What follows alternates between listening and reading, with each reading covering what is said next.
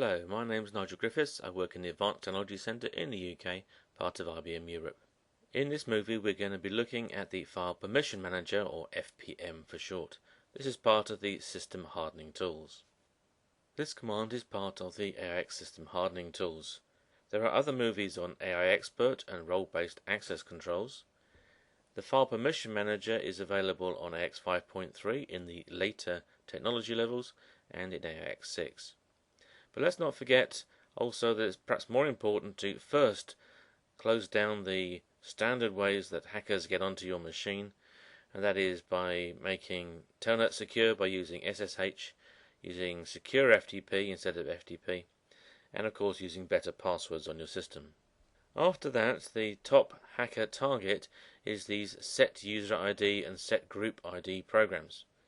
If they get onto your machine as a regular user, they want to boost their permissions, their privileges up to the root user, and this is their prime target.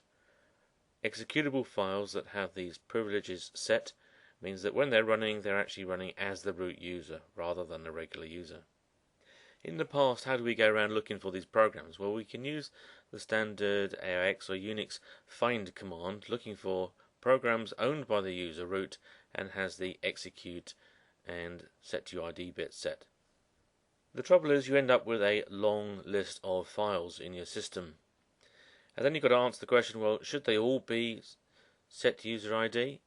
Some files absolutely have to have this bit set, otherwise your AIX system won't run at all.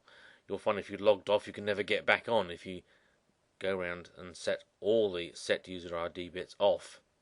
But of course some of them can be switched off, particularly programs that are only run typically by your systems administrator, and on many machines that are run as servers we don't let users log onto the machine anyway, so that it's only the root user or privileged users that are actually allowed to log on, so we can remove a lot of these set UID bits. Now if you do a default install of AIX, you'll find that there's around 265 root user commands with a set UID bit. These are split into two categories. There's about 45 of them which are best left untouched, that are quite important for AIX to run properly. But there's roughly 220 commands that if you don't let users log onto your machine normally, only the systems administrators, then you can actually stop the set UID bits on those programs for extra security. If you install some of the extra packages that come with AIX that are optional, then you'll find that there's roughly speaking 50 more commands with the set UID bit that could have it removed. It is these 270 commands that FPM is targeted at and will remove the set UID and set group ID bits to make your machine more secure. Now out of those 45, you have to take some care with these. If you do remove the set UID or set group ID bits, then you need to do some extensive testing, because you may not be using them directly, but indirectly an application or perhaps another tool or a script will want to use these commands and assume that they will go set UID when they run. So if you're going to set those, do some careful testing. Some probably can be removed, for example FTP and Telnet, so that only the root user can use those, nobody else can. And there's those R commands, the remote shell or remote execution commands. They probably can have it safely removed. But if you go into that area, you're at your own risk. You really do need to do some testing on a non-production machine, of course. When you've installed AIX and started it up for the first time, you'll be at the default security level for FPM. FPM stores in this particular file the settings for all the files that it will control. So an example line here is that the set UID bit and the set group ID bit and the read and execute permissions here for the user sbin login command, which of course clearly needs to be a set UID program. This can be used that if you go to a higher security level and then you mess up your security settings, for example, you can then go back to the default level and FPM will actually set all those particular commands that it's controlling back to the default level as you installed AIX. So that's a good safety net. If you go to the high security level, FPM looks through this particular file, hi FPM list, and it will remove the setuid and group ID bits from all the files contained in that file. If you go to the medium level, it will go through a slightly different file with MED on the front, and it will remove the setuid and group ID bits. If, however, you go to the low security level, note that there isn't a separate file here. It's the same file, but it just removes the setuid bit. The group ID bit will remain. These files for the high, medium and low level security just contain a list of files. It doesn't contain the permissions because it just uses the list of files to remove the particular security bits. Okay, then I've logged on to my AX system. The OS level -S command at the top here tells me that I'm running AX 6.1, technology level 2, service pack 3. So that's the latest commonly available version of AX when I'm doing this movie. And then I run the FPM command with a -S. This gives us the status, and it's telling us that we're at the default level of security. So it's as we would get it if we just installed AIX.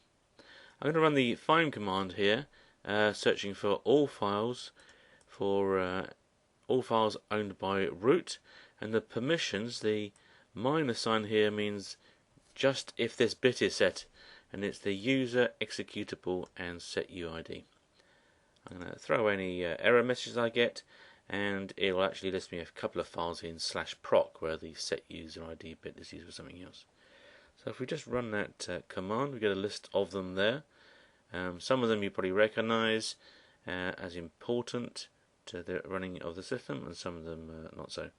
For example, here the user bin su command, obviously that has to be able to change user, so it's a set user ID bit program. If I rerun that command and count the number of lines we have there, we have 258 programs then that have the set user ID bit set. Okay then, let's use FPM to make our system more secure. If we go -P, this is a preview option, -L, the level we want to go to, and hi. This will give us a list of all the changes that it's going to actually make. It gives us a bit of information in here that we'll see later on, giving us a clue of what it's actually going to do. And then we have a list here of all the commands that it's going to alter, and the change mod command that's going to be used to do that. Okay, if we assume that's okay, we'll actually execute that now.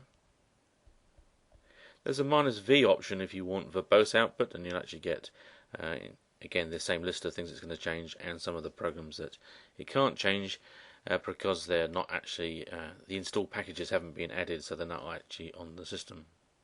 So it's gone through that list of operations. It's giving us some information here. It's also giving us the fact that it's got a log file, and it's named here, and we can use that to get back to where we were. We're in the default setting, so it doesn't actually make any difference, but if we made personal changes, then we could get back to where we were before we ran the command. Now if we have a look at our setting or state, we're at high level, and we'll rerun that find command